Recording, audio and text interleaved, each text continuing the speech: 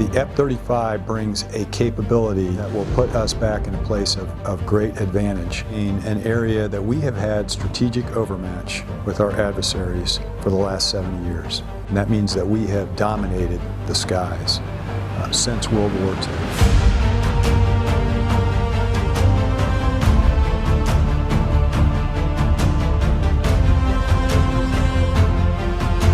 The primary important differentiation about the capability of the Marine Corps F-35B is that big old lift fan that allows for short takeoff and vertical landing capabilities that was designed to be able to have a flexibility like no other capability on this planet. That fits with our ethos, our war-fighting concept of operation, and it fits with our mindset.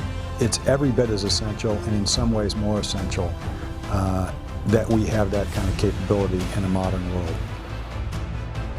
The relationship between two allies in a military venue can be defined by our interoperability.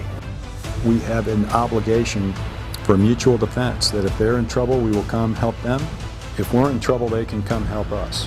We have to be able to have the same type of equipment that can talk to each other, equipment that can seamlessly operate as one unitary force. So this F-35 is critical to our success.